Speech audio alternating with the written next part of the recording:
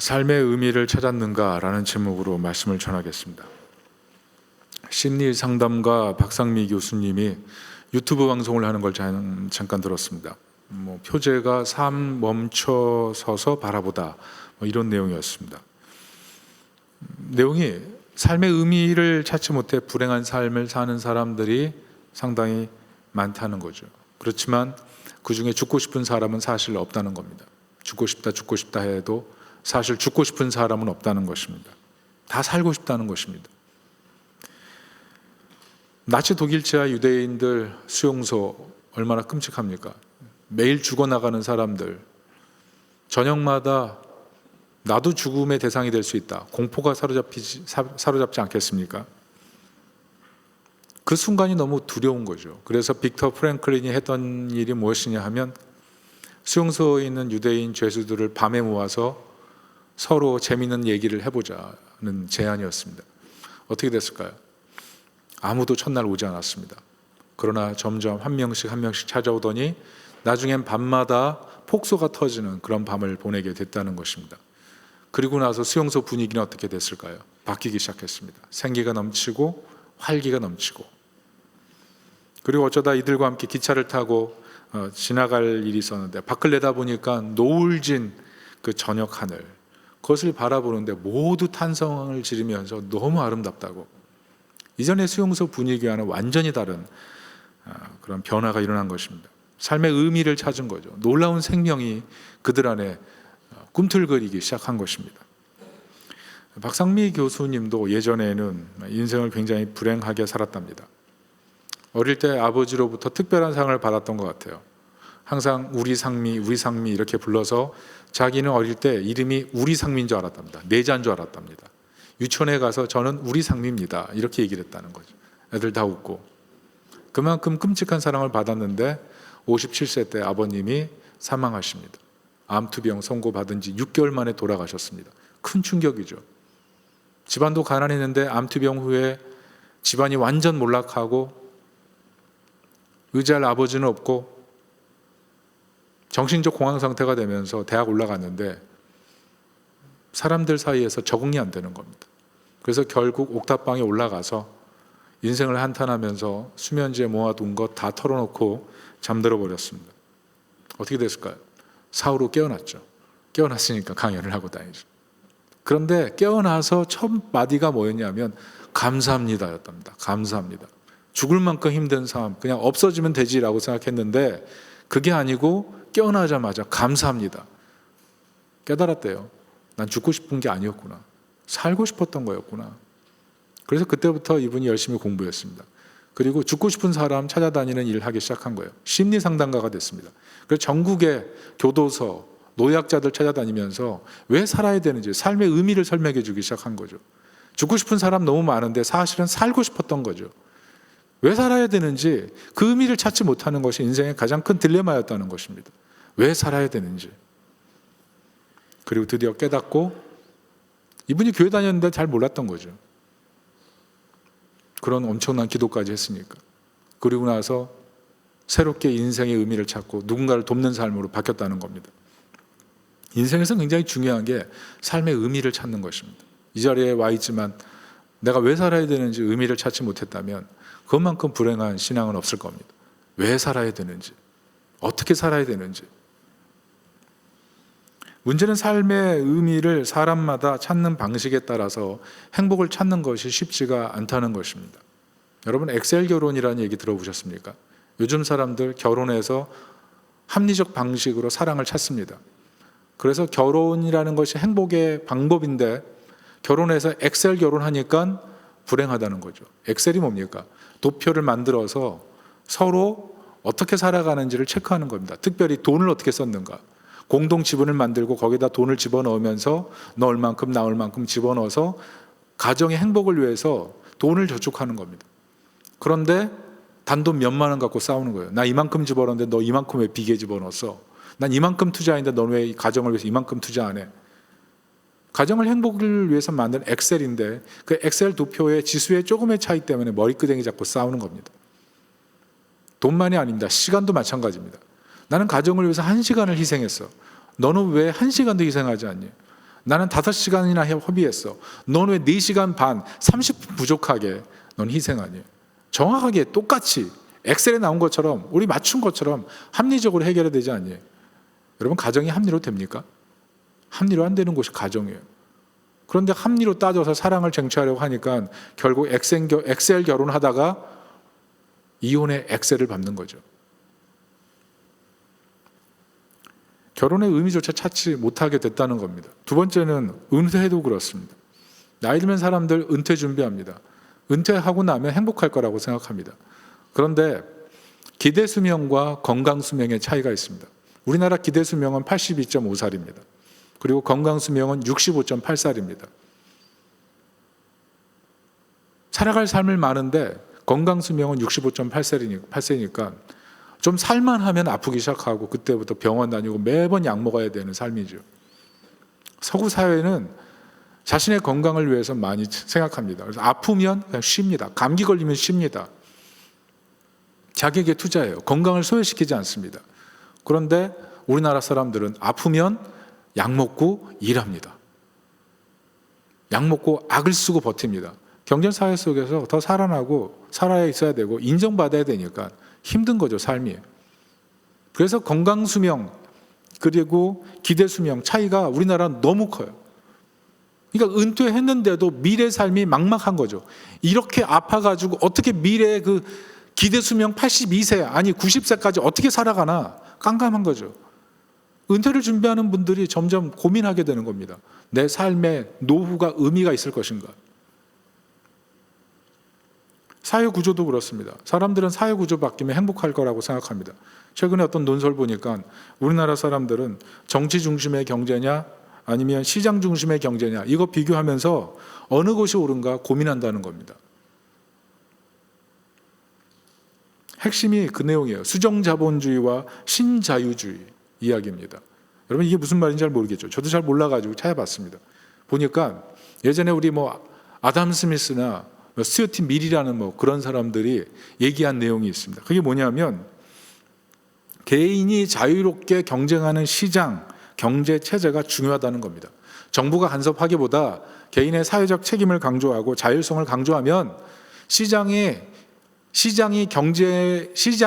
시장답게 굴러가면서 사회가 잘 된다. 그게 자유주의, 그게 자본주의 논리예요. 그게 고전 자유주의라고 합니다. 그런데 이 논리가 박살이 났습니다. 1929년도부터 39년도까지 미국에 대공황이 왔는데 이 대공황이 오면서 주식의 90%가 휴지가 돼버립니다. 무슨 말이에요? 경제를 시장의 원리에 맡겼습니다. 그랬더니 다 파산이에요. 실업자 늘어나고 감당이 안 되는 거예요. 그래서 정부가 개입하자. 이게 케인즈 이론이에요. 이게 수정자본주의입니다. 수정자본주의 얘기가 무엇이냐면 시장에 맡겼더니 기업 독과점 생기고 실업률 올라가고 소비 감소하니까 정부 개입해서 정부가 지출을 올리자. 정부가 큰 정책들을 만들어서 수요를 늘려서 실업률 없애고 국민소득을 증가시키자. 이게 수정자본주의예요. 그래서 사회 속에서 자꾸 독과점 되면서 빈익빈 부익부되니까 사회복지정책도 만들어서 부의 균형을 만들고 그리고 돈 많은 사람들에겐 고액 세금 때려가지고 좀 없는 사람에게 나눠주고 이게 수정자본주의입니다. 그런데 그런 와중에 또 어떤 일이 생깁니까? 1970년대 중동 1, 2차 오일 쇼크 일어나죠. 중동 전쟁이 일어나면서 미국이 이스라엘 편들었더니 중동에 있는 나라들이 오일을 다 막아버렸죠. 그래가지고 석유값이 폭등합니다. 여러분 석유값이 폭등하면 모든 물자재의 그 값이 올라 버립니다. 왜냐하면 유통비용 증가하고 보관비용 증가하기 때문에 석유가 공급이 안 되면 엄청난 물가 상승, 그러면서 실업률 상승, 대공황이 또 오는 거죠. 그래서 어떻게 결론을 내렸냐면 정부 개입을 규제하고 다시 시장 경제 원리로 시장이 알아서 하도록 놔두자. 이게 신자유주의입니다. 경제적 자유를 정부에 양도하면 나중에 정치적 자유도 양도하게 돼서 정치 지도자들이 끔찍한 결과를 내리게 되기 때문에 정부를 최소로 활동화시키자. 규제 풀고 그리고 감세하자. 이게 신자유주의입니다. 자, 이 내용 들어보니까 어때요? 자유주의로 왔다가 수정자본주의로 갔다가 신자유주의로 왔다가 뭔가 문제 잘 모르겠죠. 그러나 우리 두 가지는 알게 됩니다. 정부 주도냐 아니면 시장 주도냐. 그런데 우리는 알고 있죠. 오래 좀 살아보신 분들 알 겁니다. 정부 규제할 때, 시장 주도할 때 다 그게 그거예요. 살아보니까 정치에 너무 맡겨서도 안 되고 시장에 너무 맡겨서도 안 되고 사는 게 쉽지가 않습니다. 다시 말해서 사회 구조가 바뀐다고 해서 개인이 행복을 찾을 수 있다? 이게 어려운 일이라는 거예요. 그래서 너무 극으로 달려서는 안 된다는 거죠. 이승철 노래가 있습니다. 사랑 참 어렵다. 노래 가사가 이래요. 사랑이 정말 있기는 한 거니 내 맘 다 줘도 왜 항상 떠나가는지 사랑 참 어렵다 어렵다 이런 노래. 너무 힘들다. 근데 이 노래를 제가 들어보면서 인생도 참 어렵다. 인생 참 어렵다. 결혼도 어렵다. 나이 들어도 어렵다. 사회 구조에서 행복 찾기도 어렵다. 삶에서 의미를 찾기가 진짜 힘들다. 행복을 찾아보려고 그렇게 뛰어가는데 행복은 잡히지 않더라. 이게 우리 인생의 고백 아닙니까? 이게 우리 딜레마예요. 인생을 살면서 행복하려고 결혼하고 행복하려고 돈 모아서 은퇴 준비하고 이 사회 좀 더 잘 돼서 행복했으면 좋겠는데 안 되더라. 이게 우리의 고민이에요. 근데 초대교회 어땠는지 생각해 보십시오. 그들의 상황이 어땠습니까? 다신교 사회에서 보이지 않는 하나님 숭배한다고 했더니 너희는 무신론자다. 반사회적 단체로 규정되고 황제 숭배하는 국가 종교에 반했더니 반국가적 존재가 돼서 핍박당했다 그러죠. 유대인들에게는 십자가에 달린 율법의 저주의 대상인 그리스도를 믿는다고 핍박받고 헬라인들에게는 신이 어떻게 힘없이 십자가에서 죽어서 말도 안 돼. 그런 종교가 어딨어라는 배척을 받고 기독교인들 갈 곳 없죠. 더구나 당시 기독교인들 사회 하층민 아니었습니까? 특별히 노예들은 학대당하고 폭력당하고 성착취당하고 그게 노예들의 일상이에요. 이런 사람들이 예수 믿고 삶의 의미를 찾을 수 있습니까? 더구나 로마의 내면이 뭡니까? 팍스 로마나에서 세상에 평화를 주는 것 같지만 철저한 계급사예요. 가진 자, 가지지 못한 자, 높은 자, 낮은 자 구분되는 사회잖아요. 약자는 사람 취급 안 하고 그래서 로마 귀족 중에도 자기가 생각보다 부자가 아니라고 생각했던 약자라고 생각했던 사람들은 명예자살했어요. 명예자살. 살아서 못하나. 힘없는데. 능력 없는데. 그런 사회에서 기독교인들이 핍박받으면서 사는 것. 이게 얼마나 힘든 겁니까? 그런데 핍박받는데 가난한데 도리어 희생하고 섬기고 사회 공동체에 센세이션을 일으키는 사람들. 그게 기독교인 아니었습니까? 그러니까 로마 귀족들까지 가이사 황제 집안까지 자신의 명예, 생명 다 걸고 다 버리고 교회로 들어오기 시작한 거예요. 삶의 의미를 발견한 거죠. 여기에 삶의 의미가 있구나. 특별히 오늘 본문이 그 얘기를 하는 겁니다. 로마 사람들이 왜 교회로 돌아왔는지, 기독교인들이 왜 희생을 각오하고 믿음을 끝까지 지켰는지. 핵심이 뭡니까? 예수님이 진정한 왕이시다. 이걸 믿었어요. 14절 스가랴서 보면 내생물이 나오는데 그 내생물의 고백이 뭡니까? 아멘. 이게 요한계시록 5장의 결론이에요. 예수님 왕이십니다. 그것을 하나님 우편에 하나님 근처에 있던 내생물이 직접 증인이 돼서 아멘. 이게 사실입니다. 진짜 영광과 존귀를 받으셔야 될 분이 예수 그리스도입니다. 이 확실한 믿음. 이게 초대교회 성도들을 부요하게 만들었고 로마 사람들이 부러워하는 대상이 되게 만든 것입니다. 구체적으로 세 가지 이유가 있습니다. 첫째는 예수님은 심판의 권세가 있으신 왕입니다. 당시 경배를 받는 대상이 황제였죠. 여러분 황제의 별명이 뭐냐면 최고제사장입니다. 최고제사장. 이게 무슨 말이냐 하면 황제는 신과 인류의 중재자라는 거예요. 신의 대리통치자. 그게 황제예요. 그래서 라틴어로 폰티펙스 막시무스라고 불렀습니다. 최고제사장. 근데 이 이름이 지금 누구에게 쓰이냐 하면 교황에게 씁니다. 교황이 공식 문서에 사인할 때 그 옆에 폰티펙스 막시무스라고 써 있습니다. 사람들이 로마 황제를 처음부터 황제로 신으로 숭배한 게 아닙니다. 왜 숭배했냐면 팍스 로마나 로마가 만들어낸 평화가 너무 의미가 있기 때문에 황제를 신처럼 숭배하기 시작한 거예요. 당신은 정말 신의 대리자입니다. 그러니까 신과 동급입니다. 찬양을 올리고 경배를 하고 귀족들은 줄대 가지고 그 사람들의 어떤 지위와 명예를 황제가 주는 지위와 명예를 얻고 그래서 자신의 인생을 좀 더 부요하게 만들고, 그러기 위해서 황제 동상을 만들고 그 동상을 신전으로 옮기고, 그러다 보니까 점점 사람들이 황제를 신격화하기 시작한 거예요.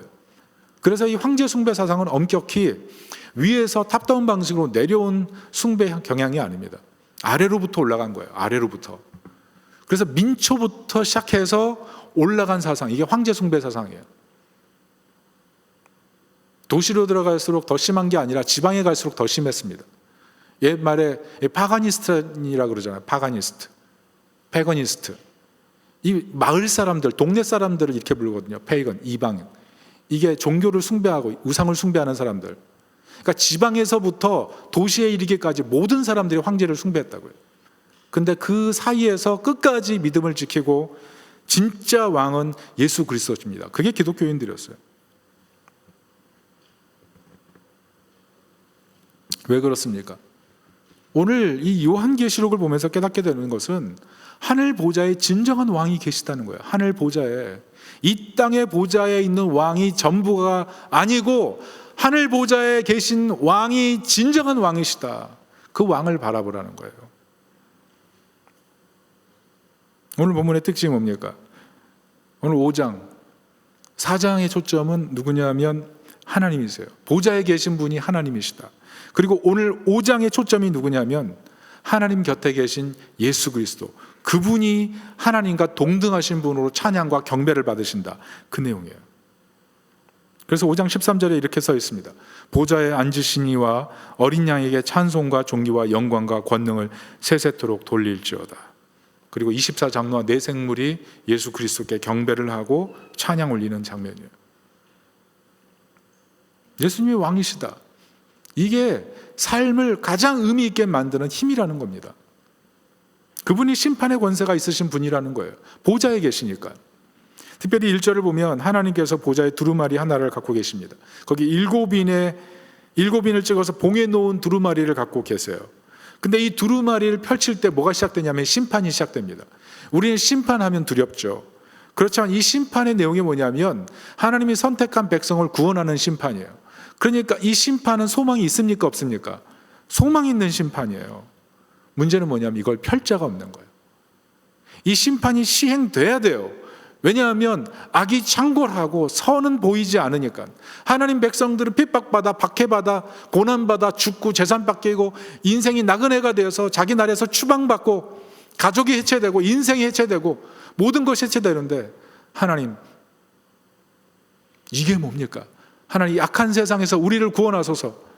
두루마리가 펼쳐져야 돼요. 두루마리가 펼쳐지고 세상의 정당한 심판이 시작돼야 하나님의 백성들이 구원을 받고 소망이 있는 거거든요. 근데 이 두루마리를 펼 자가 없는 거예요. 그래서 요한이 슬퍼합니다. 주석을 보니까 당시 사회에서 두루마리는 굉장히 중요한 거였습니다. 법정 문서 같은 경우에 특별히 중요했는데 내용을 쓴 다음에 둘둘 말아서 감아맵니다. 실로. 근데 그게 끝이 아닙니다. 실 위에다가 밀랍을 붙입니다. 그런데 그 증인의 수만큼 붙이는 거예요. 증인이 한 명이면 하는 게, 증인이 6명이면 6개 실이 돌아갑니다. 그 밀랍을 실 위에 붙이고 증인들의 인장이 붙습니다. 인장이 박힙니다. 그래서 두루마리가 딱 나오면 이 인장을 갖고 있는 사람의 권위만큼의 권위가 있는 사람이 아니면 이 법률 문서를 열 수가 없어요. 그게 두루마리예요. 그런데 오늘 본문에 이 두루마리를 펼 자가 없어요. 왜? 하나님 보좌에 하나님이 두루마리를 갖고 계시기 때문에 누구도 펼 수가 없어요. 그래서 요한이 슬퍼 우는 거예요. 그때 24장로 중에 한 명이 뭐라 그럽니까? 그게 9절 이렇게 나오죠. 유다 지파에서 난 사자고 다윗의 뿌리가 승리하였으니 그가 이 7 봉인을 떼고 이 두루마리를 펼 수 있습니다. 무슨 말이에요? 하나님에게서 나온 증서인데 이 증서를 뗄 수 있는 존재, 그분이 다윗의 뿌리다. 그분이 예수님이다. 이렇게 얘기하시는 거예요. 누구도, 어떤 사람도 뗄 수 없지만 오직 예수 그리스도는 뗄 수 있다. 예수 그리스도가 하늘 법정, 그 최고 법정의 심판자시다. 그 얘기를 하는 겁니다. 두 번째는 예수님은 생명과 사망과 음부의 권세를 가지신 왕이라고 오늘 본문이 얘기하고 있습니다. 사망과 음부와 생명을 가지신 왕입니다. 특별히 오늘 5절 보면 예수님을 상징하는 존재가 무엇입니까?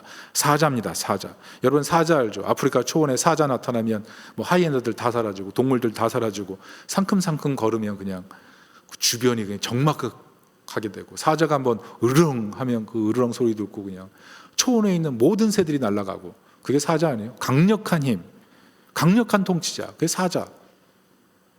근데 예수님이 사자라는 거예요.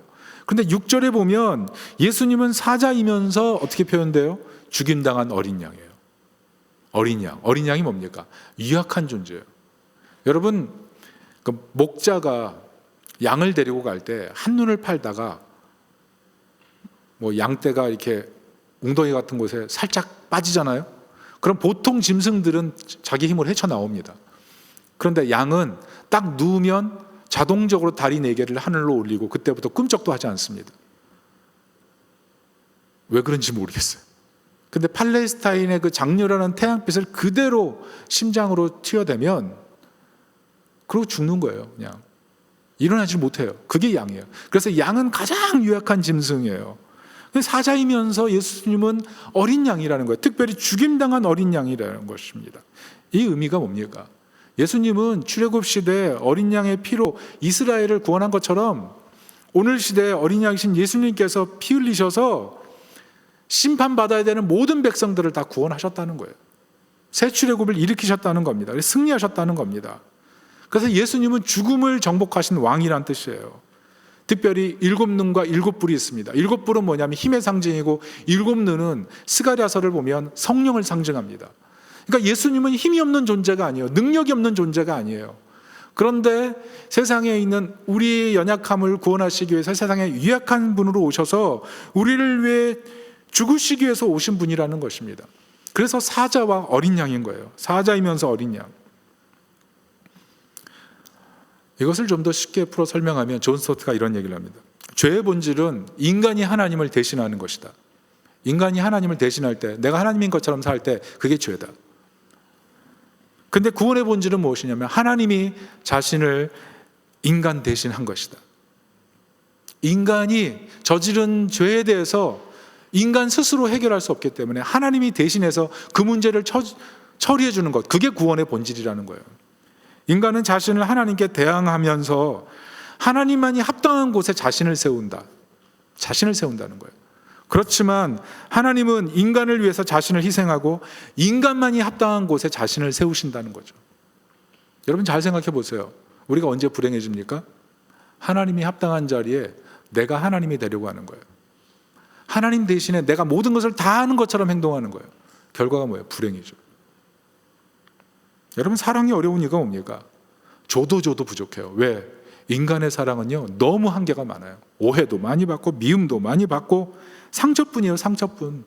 때로 뭐 맞지 않는 옷도 입어야 되고 억울한 평가를 받기도 하고 누가 희생하고 싶어요? 상처받는데 봉사하고 섬기고 사랑하는데 마음속에 상처만 생기면 누가 헌신하고 싶어요?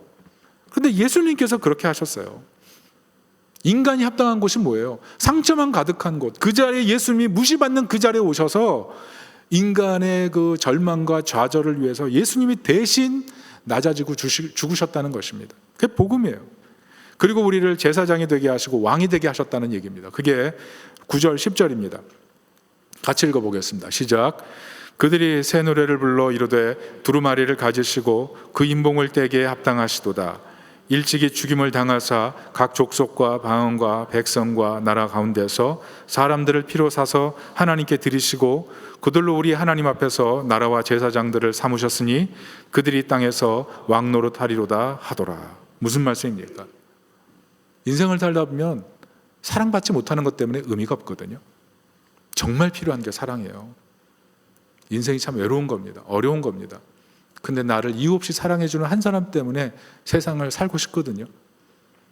그런데 만왕의 왕이신 하나님께서 이 땅에 사랑 없는 인간을 위해 대신 이 땅에 오셔서 대신 죽어주시고 무한한 사랑을 보이신 다음에 어떻게 하셨냐 하면 우리를 하나님과 사람 사이의 중재자인 제사장으로 삼으시고 어두운 세상에 빛이 되어서 세상의 하나님 나라를 일구는 왕으로 부름받았다는 거예요. 왕으로. 폰티펙스 막시무스, 그게 최고 제사장인데 그분이 예수 그리스도시고 그 예수 그리스도께서 우리를 제사장으로 임명하시고 심판 보좌에 계신 왕이신 예수 그리스도께서 우리를 세상을 통치하고 다스리는 왕으로 부르셔서 세상을 아름답게 바꾸시도록 우리를 부르셨다는 거예요. 우리가 존귀한 존재라는 거예요. 거기서 우리가 생의 의미가 생기는 거예요. 나는 돈이 있어야 나는 의미가 있어. 나는 건강이 있어야 의미가 있어. 나는 외모가 있어야 의미가 있어. 나는 사람들이 나를 칭찬해 줄 때 나는 의미가 있어. 그런데 삶은 그게 항상 일치하지 않지 않습니까? 중간이라도 갔으면 좋겠어. 중간이 어디 있어요? 중간이.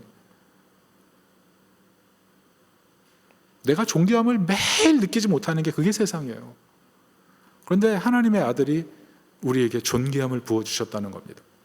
세 번째는 예수님은 성도의 기도를 받으시는 왕이라는 겁니다. 7절을 보니까 성도들의 기도가 담긴 금 대접이 있습니다. 그것을 어린 양에게 가져옵니다. 이게 무슨 말이에요? 예수님이 우리의 기도를 받으신다는 거예요. 우리가 기도하죠. 예수님의 이름으로 기도합니다. 그러면 예수님께서 그 기도를 다 받으셔서 그 기도가 하늘로 보좌로 올라가는데 예수님이 그 옆에서 기도를 다 받으시는 거예요. 그리고 하나님 앞에 그 중재대언을 하시고 8장에 보면 그 기도가 올라갈 때 내성과 음성과 번개와 지진으로 응답을 하세요. 성도들의 눈물과 탄원을 다 예수님 받아주십니다. 우리 살면서 이게 뭡니까? 내 인생 너무 공고합니다. 도와주세요. 정말 신이 있습니까? 그럼 내 소리 좀 들어주세요. 우리 형편 좀 봐주세요. 누구도 들어주지 않은 내 마음의 소리까지 예수님 다 들으세요. 들으시고 도와주길 원하시는 분, 그분이 예수 그리스도시라는 겁니다. 이 모든 것을 아는 이들이 오늘 요한계시록 5장에 뭐라 그럽니까? 대합창을 하는 거예요. 천군의 천사들이 대합창을 하기 시작해요. 오늘 읽은 성경에는 수천, 수만으로 기록되어 있는데 개역개정에는 만만으로 기록되어 있습니다. 이 만이라는 숫자가 헬라어에서는 최고 큰 숫자거든요. 그러니까 만만이라는 것은 만만하게 보지만 이 만만이 아니고 헤아릴 수 없는 큰 수, 이게 만만이에요.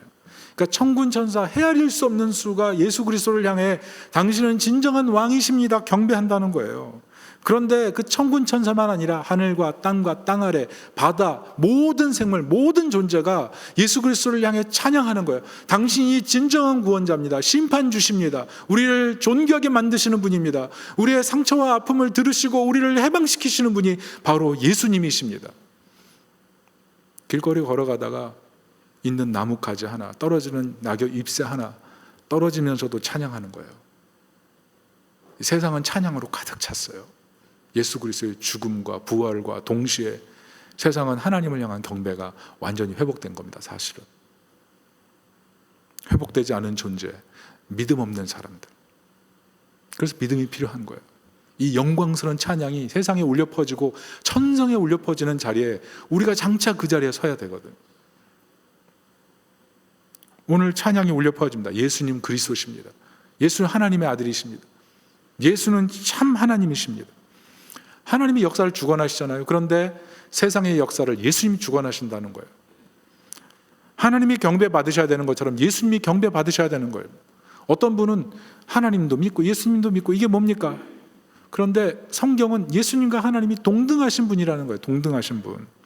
특별히 어린 양 예수 그리스도를 경배하지 않으면 하나님을 참으로 경배할 수 없다는 거예요. 왜냐하면 예수님께서 하나님의 성품과 하나님의 영광을 가장 잘 보이셨기 때문에 예수님을 경배하고 예수님을 사랑하는 것이 하나님을 경배하고 하나님을 사랑하는 것과 똑같은 거예요. 예수님을 경배하고 예수님을 믿지 못하면 하나님의 그 큰 사랑이 예수 그리스도를 통해 드러났기 때문에 하나님을 온전히 경배할 수도 없어요. 그래서 예수 그리스도 그분을 구원자로 인정하고 경배할 때 참 하나님의 사랑을 우리가 깨닫고 알게 되는 것입니다. 그래서 신약 성경에서 오늘 우리가 보는 이 요한계시록, 이게 중요한 거예요. 이미 역사 속에서 많은 역사학자들, 심지어 예수 그리스도를 부인하는 수많은 역사학자들도 예수 그리스도가 실존 인물이었다고 다 증언합니다. 성경에 있는 역사가 픽션, 꾸며낸 얘기가 아니라 실제 일어난 사건이라고 얘기를 합니다. 물론 거기에 있는 기적까지 빼는 사람도 있지만, 그런데 신약 성경에서 오늘 보는 이 요한계시록이 놀라운 이유가 뭡니까? 요한이 밤모섬에서 환상을 봤는데 예수 그리스도께서 친히 자신이 하나님이신 것을, 동등한 하나님이신 것을 선포하시면서 내용을 다 알려주신 내용, 이게 요한계시록이에요. 친히 나는 알파와 오메가요, 처음이요 마지막이라. 요한계시록 3장 14절에는 예수님이 하나님의 창조의 근본, 무슨 말이에요? 예수님이 창조의 일부가 아니고 세상을 하나님이 창조하실 때 같이 만물의 기원이 예수님이셨다. 하나님의 영광을 믿는 사람은 이게 가능합니다. 예수 그리스도에 대한 믿음이 가능합니다. 하나님과 예수님은 동등한 영광을 갖고 계시다는 거예요. 사실 이게 유대인이 보면 깜짝 놀랄 내용이에요. 유대인은 하나님은 한 분, 유일신으로 생각했거든요. 그런데 성도들의 기도가 어린 양 앞에 도착하고 하늘의 합창이 하늘의 하나님이 아닌 예수님과 하나님 앞에 같이 올려드리는 것을 보면서 유대인들은 충격받을 수밖에 없죠. 이게 어떻게 된 일이냐? 삼위일체 하나님에 대한 존재적인 깨달음을 얻게 되죠. 하나님이 계시고 또 성령님이 계시고 예수 그리스도가 계신 이 놀라운 역사적인 사건이 요한계시록에 펼쳐지면서 유대인들의 마음속에 내가 유일신으로 믿고 있던 그 신이 결국 한 분이시지만 삼위로 계시구나, 이걸 깨닫게 되는 것입니다. 로마 사람들도 놀라요. 자신의 신전에서 황제를 숭배하고 찬양했는데 진정한 왕이 예수 그리스도시구나, 그가 심판주시고 그리고 구원자시고 진정한 왕이시구나, 그것을 깨닫고 정말 여기서 인생의 의미를 발견하게 되는 겁니다. 이전에는 그냥 쾌락 즐기며 살았거든요. 죽으면 끝이야, 해골 놓고 매일 파티 벌이면서 환락을 즐겼거든요. 그러면서 죽으면 해골이 끝일까라고 항상 두려워했거든요. 죽음 이후에 뭔가 있는 것 같은데 내 영혼의 경향성은 죽음 이후에 뭔가가 있는 것 같은데 육체는 쾌락을 즐겨서 그냥 막 살게 됐거든요. 근데 요한계시록을 읽으면서 심판이 있고, 그러나 이 심판에서 건지실 예수 그리스도가 계시고 그분을 통해 우리가 자녀가 된다는 것 뿐만 아니라 세상과 하나님 사이에 우리를 중재자로 부르셔서 세상에 있는 모든 어둠을 청소시키는 사람으로, 그리고 새로운 세상을 만드는 왕으로 부르셨다는 거죠. 거기서 삶의 의미를 발견하는 거예요. 내 맘대로 살고 멋대로 살고 부자 되는 게 전부고 힘을 가지는 게 전부고 전쟁에 나와서 승리해서 업적을 쌓고 다시 로마로 들어와서 개선행렬에 동참하고 사람들로부터 박수 받는 거, 그게 인생의 전부라고 생각했는데, 그게 삶의 의미라고 생각했는데 그게 아니에요. 가장 힘없고 가장 무시받고 연약하고 삶에서 실패가 많음에도 불구하고 하나님은 나를 여전히 하나님의 자녀로 바라보시는구나. 왜? 하나님의 아들이 세상에 오셔서 나를 위해 죽으셨기 때문에 내가 어떤 실패와 절망과 좌절에 있을지라도 하나님 나를 하나님의 자녀로 바라보시길 원하고 하나님의 자녀로 살도록 나를 부르시는구나. 그것을 깨닫게 되는 거예요. 그래서 초대교회 성도들은 핍박받고 환난받고 인간적으로 완전 인생의 바닥인데도 영광스럽게 살아가면서 로마에 있는 수많은 쾌락에 빠진 사람들에게 도전을 준 거예요. 우리는 기쁠 일이 있어야 기쁘고 사랑할 일이 있어야 사랑하잖아요. 근데 초대교회 사람들은 기쁠 일이 없는데 기쁘고 사랑할 일이 없는데 사랑하잖아요. 노예인데 사랑하고 섬기고 희생하고 베풀고, 거기서 로마 사람들이 뒤집히는 거예요. 그 예수 그리스도에 대한 믿음이 사실 우리로 하여금 기쁘게 만들어요. 삶을 의미 있게 만들어요. 사랑하게 만들어요. 용서하게 만들어요. 그래서 흔들리지 않는 겁니다. 오늘 이 자리에 오신 분들 중에 나 왜 살아야 돼? 내 인생 진짜 불행한데 난 왜 이렇게 살았지? 인생 진짜 어렵다. 마음 답답한 분들이 있을 줄 몰라요. 그런데 의미 존재를 이 복음, 이 요한계시록 안에서 찾는 것입니다. 어떤 청년이 있었어요. 교회 다니는 청년이에요. 근데 고백하기를 난 다윗의 죄처럼 그런 죄를 저질렀습니다. 누구에게도 말 못했습니다. 우리 교회 성도들이 알면 너무 부끄러워서 말할 수가 없습니다. 그런데 죄책감이 너무 큽니다. 망하게 생겼습니다. 이런 죄인도 하나님 받아주십니까? 나 같은 사람도 하나님 사랑하십니까? 그냥 될 대로 되라, 그냥 그러고 살아버릴까요? 그런데 이러다가 지옥 가는 것 아닙니까? 이런 두려움 가운데 살아가는 어떤 청년이 있었어요. 특별히 자기 아버지가 목사예요. 목사. 우리 자녀들 그렇게 될까 봐 걱정돼. 아버지 충격받을까 봐 자신의 죄를 얘기하지 못해요. 가장 사랑하는 부모에게도 얘기하지 못해요. 무기력해지는 거죠. 내가 이렇게 살아서 뭐해? 과거의 죄 때문에 오늘을 덜미 잡혀가지고 삶의 재미가 하나도 없는 거죠. 근데 뭘 봐야 돼요? 예수 그리스도. 우리를 대신해서 우리를 하나님의 은혜 안에 부르시고 자녀로 회복시키시는 예수 안에서 새롭게 시작되는 거예요. 저주와 절망과 죽음이 십자가에서 같이 죽은 것입니다. 우리는 예수 안에서 모든 죄와 절망과 어둠이 같이 죽고 예수 안에서 같이 부활한 거예요. 같이 그래서 하나님의 자녀로 되는 것입니다. 무엇보다 예수님의 높아지심이 언제 시작됩니까? 예수님이 십자가에서 죽으심으로 시작됐거든요. 이게 무슨 뜻이냐면 우리를 위해 예수님께서 십자가에서 지극히 낮은 자리에서 높아지셨다면 예수님은 우리와 같은 지극한 낮은 자리에 있는 사람들을 긍휼히 여기셔서 가장 낮은 자리로 오셔서 가장 영광스럽게 바꾸신다는 거예요. 가장 향기롭게, 가장 존귀하게, 가장 고귀하게, 가장 사랑스럽게, 가장 아름답게. 예수님이 우리에게 그렇게 말씀하세요. 너 사랑스러워, 너 보배롭고 존귀해, 넌 고귀해. 내가 그렇게 만들 거야. 그게 성경의 약속입니다. 고린도후서 2장 14절 혹시 준비됐으면 띄워주십시오. 같이 한번 읽어보겠습니다. 시작.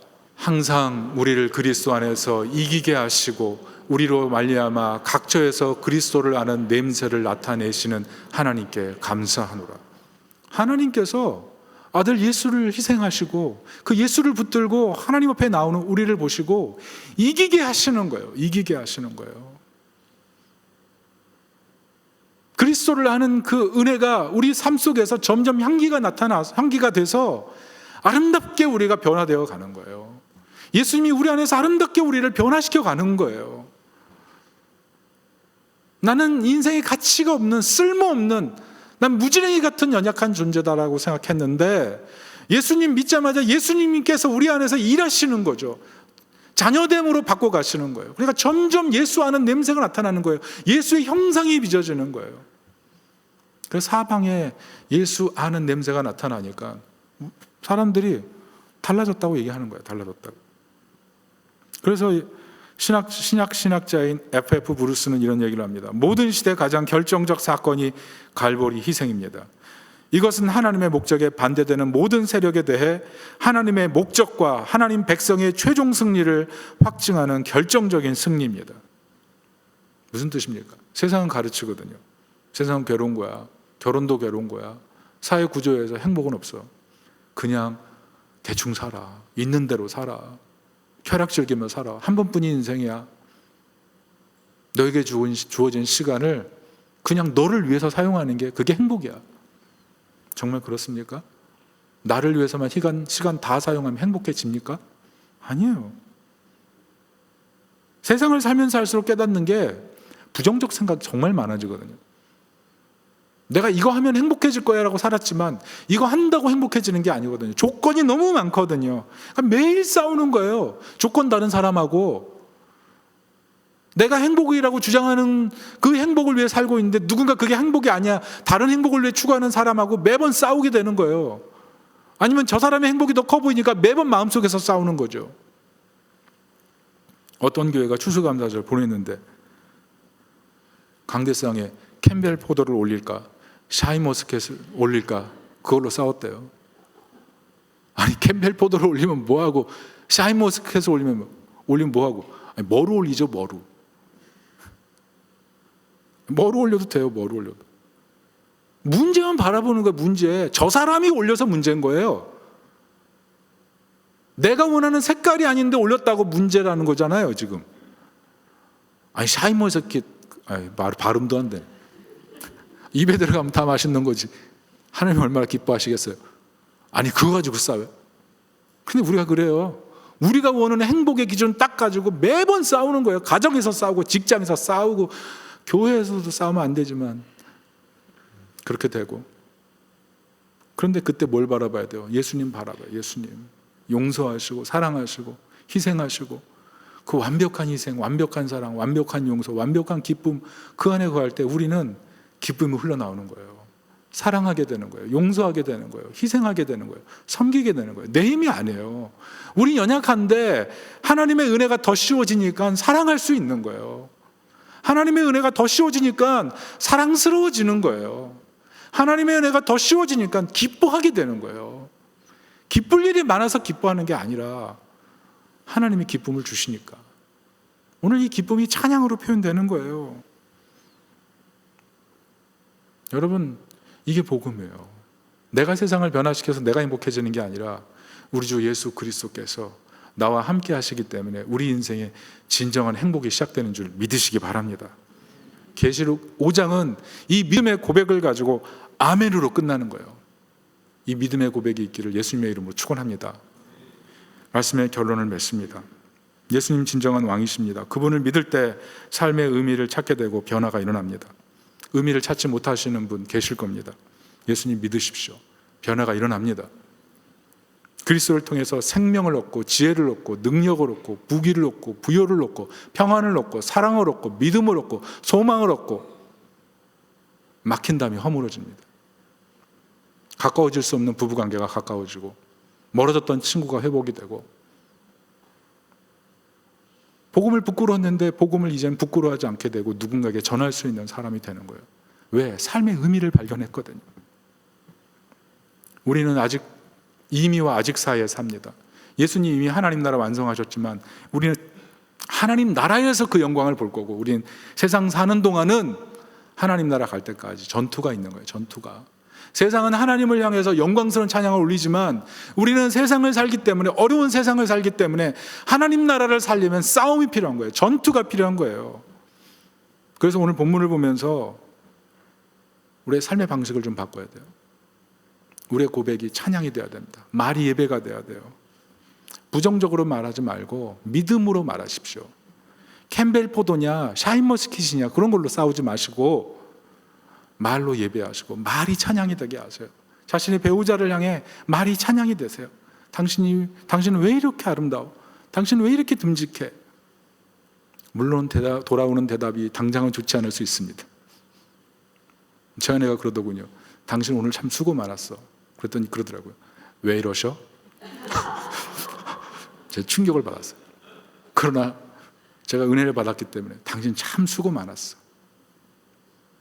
그랬더니 그러더라고요. 무슨 속셈이야? 그러나 계속 칭찬했죠. 제가 깨달았어요. 내 입술이 너무 부정적이었구나. 많이 회개했어요. 내가 아내한테 도리어 어떻게 말했길래 아내가 저렇게 반응하지? 많이 회개했어요. 여기 회개하실 분들 많다면 저처럼 저와 손잡고 말을 찬양으로 바꾸세요. 자신의 배우자들에게 그렇게 말해주세요. 그리고 자신에게 하나님 주신 은사가 있거든요. 섬기기 위해서 다듬으세요. 찬양의 은사가 있으면 다듬으세요. 악기의 은사가 있으면 다듬으세요. 섬김의 은사가 있으면 다듬으세요.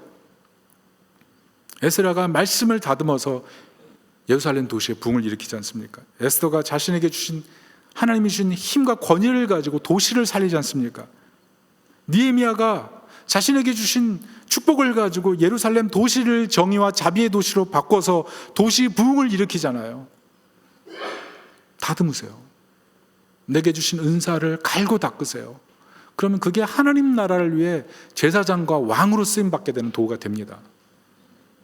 그리고 예배를 회복하십시오. 우리가 섬기는 왕이 누굽니까? 누구를 섬기십니까? 오늘 예배 드리러 왔는데 누구를 섬기고 계십니까? 진정한 왕 예수님께 경배하고 계십니까? 아니면 세상 왕에게 굴복하고 계십니까? 특별히 12월 8일 날 하나님께 올려드릴 송년 찬양 저녁 예배가 준비되고 있습니다. 우리에게 한 번도 없던 저녁 예배, 찬양 예배 시간인데 여러분 시간을 내서 참여하십시오. 천지 만물이 하나님을 찬양합니다. 찬양하는 시간을 아까워하지 마십시오. 저녁 5시 반 집에 돌아가서 딱 눕기 좋고 TV 켜기 좋고 핸드폰 보면서 혼자만의 시간을 가지기 쉬운 시간이죠. 1년에 한 번 하나님을 향해 찬양 예배를 드리는 시간을 아까워하면 되겠습니까? 여러분 찬양을 통해서 사람이 회심할 수가 있어요. 제가 하나님이 없다고 선언했던 사람입니다. 교회 다니면서 내 삶에 일어나는 사건 사고를 보니까 하나님 없다 결심 내리고 교회와 작별하고 2년 동안 교회 쳐다보지도 않았습니다. 그런데 친구가 하도 찬양 집회 가보자고. 그래서 억지로 끌려가가지고 찬양 집회 자리에 앉아 있다가 찬양 듣다가 회심했어요. 아, 예수님 하나님이시지. 나의 상처와 나의 아픔 다 아시지. 나를 새롭게 하시지. 나를 변화시키시지. 나를 구원하시지. 거기서 소망이 생겨서 찬양 부르다 회심하고 다시 교회로 돌아왔어요. 찬양에 회심의 능력이 있어요. 찬양은요, 예배드리다가 위로받고요, 믿지 않는 사람도 그곳에 와서 앉아있다가 하나님을 발견하고 하나님을 만날 수 있는 거예요. 특별히 12월 8일 날 찬양 예배 시간을 통해서 이미 교회 왔던 사람, 교회 다녀야 될 사람, 그 사람들을 위해서 여러분 할 수 있는 모든 것을 다 하십시오. 할 수 있는 모든 것을 다해서 같이 참여하세요. 그리고 하나님을 다 같이 만나시고 마지막 끝났을 때 모두 한 목소리로 하나님을 향해서 아멘, 이 고백할 수 있기를 예수님의 이름으로 축원합니다. 아멘. 우리 찬양하겠습니다. 우리 보좌 앞에 모였네. 우리 찬양하겠습니다.